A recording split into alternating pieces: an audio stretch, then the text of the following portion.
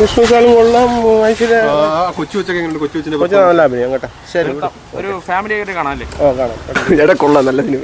പക്ക കോമഡിയാണോ? പക്ക comedy അല്ല, നല്ലൊരു husband wife റിലേഷനെ കാണിക്കുന്ന ഒരു നല്ല മൂവി. മെസ്സേജ് ഒക്കെ തരുന്നുണ്ടോ? മെസ്സേജ് ഉണ്ട്, അണ്ടർസ്റ്റാൻഡിങ്.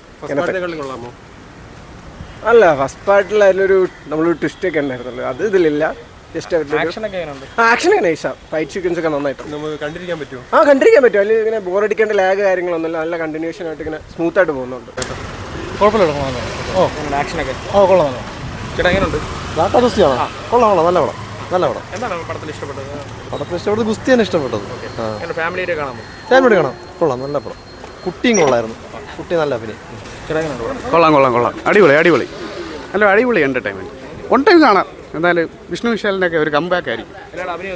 കൊള്ളാം. നല്ല സിനിമ കേട്ടോ. കൊള്ളാം, നല്ല പടം. എല്ലാം ഉണ്ടായില്ലേ? നല്ല സിനിമ.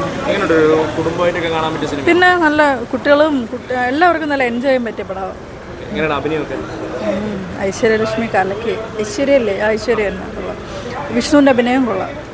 നല്ല സിനിമയാണ്. എങ്ങനെ വിഷ്ണു വിശാലിൻ്റെ അഭിനയമൊക്കെ? ഇല്ല, രണ്ടുപേരുടെ അഭിനയം കൊള്ളാം. നല്ല കാണാൻ കൊള്ളാം, ഇഷ്ടപ്പെട്ടു. ഫാമിലിയായിട്ട് കാണാല്ലേ? എല്ലാവരും കാണാം. പിള്ളേർ എല്ലാവരും കൂടെ, കൊച്ചു പിള്ളേരും കൂടെ കാണാം.